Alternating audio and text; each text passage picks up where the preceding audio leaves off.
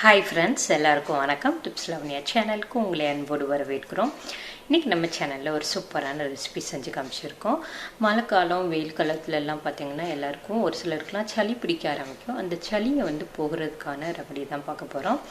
சுக்கு மல்லி காஃபி சிம்பிளாக டேஸ்ட்டாக செஞ்சு காமிச்சிருக்கோம். வாங்க வீடியோக்குள்ளே போகலாம்.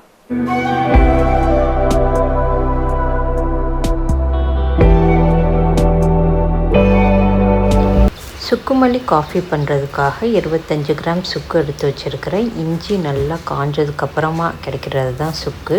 தோலில் நச்சுத்தன்மை அதிகமாக இருக்கிறதுனால இதோட தோலை சீவிட்டு நம்ம யூஸ் பண்ணணும். அதனால் தோலெல்லாம் நல்லா சீச்சு எடுத்துக்கலாம்.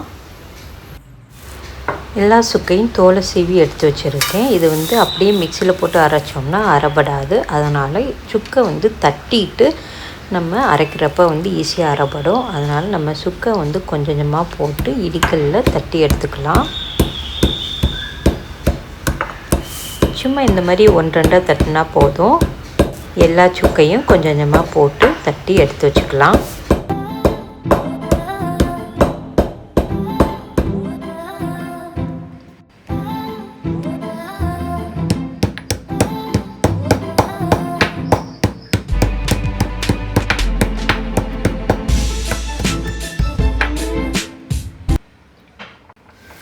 தட்டுனா சுக்கை எல்லாத்தையும் ஒரு பிளேட்டில் மாற்றி எடுத்து வச்சிடலாம்.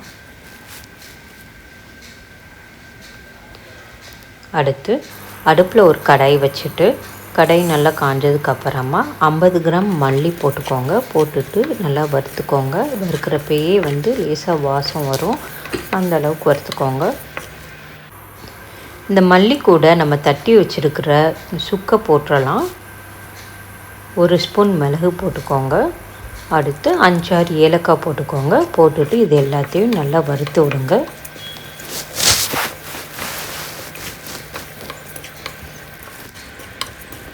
இது ஓரளவு வறுபட்டதுக்கப்புறமா இதை நம்ம ஆற வச்சிடலாம்.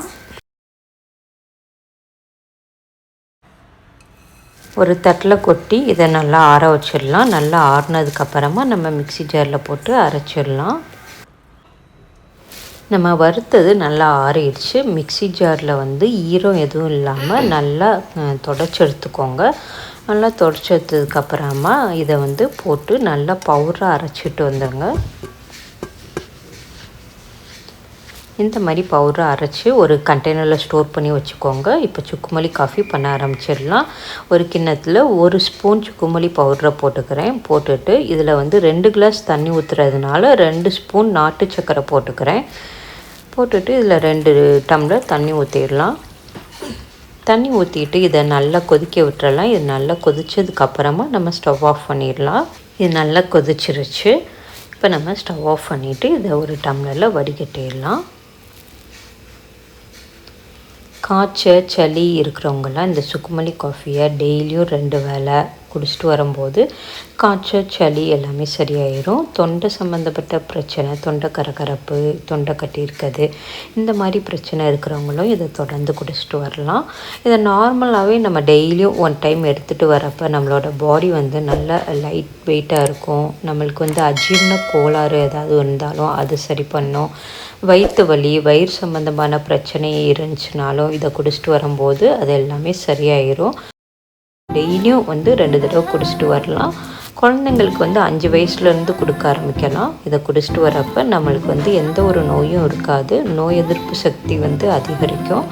இந்த மாதிரி ஏகப்பட்ட நன்மைகள் இருக்குது இந்த சுக்கு மல்லி காஃபியில். ஸோ இதை நீங்கள் தொடர்ந்து குடிச்சிட்டு வந்தீங்கன்னா ரொம்ப ஹெல்த்தியாக ஆரோக்கியமாக இருக்கலாம். உங்களுக்கு இந்த வீடியோ பிடிச்சிருந்துச்சுன்னா லைக் பண்ணுங்கள். லைக் பண்ணி உங்கள் ஃப்ரெண்ட்ஸ் கூட நிறைய ஷேர் பண்ணுங்கள். இன்னும் நம்ம சேனலை சப்ஸ்கிரைப் பண்ணாமல் பார்த்துட்டு இருந்தீங்கன்னா சப்ஸ்கிரைப் பண்ணி கூடவே பெல் ஐக்கனை கிளிக் பண்ணிக்கோங்க. அப்போ தான் நாங்கள் போடுற வீடியோஸ் உங்களுக்கு உடனே நோட்டிஃபிகேஷனில் வரும். நன்றி, வணக்கம்.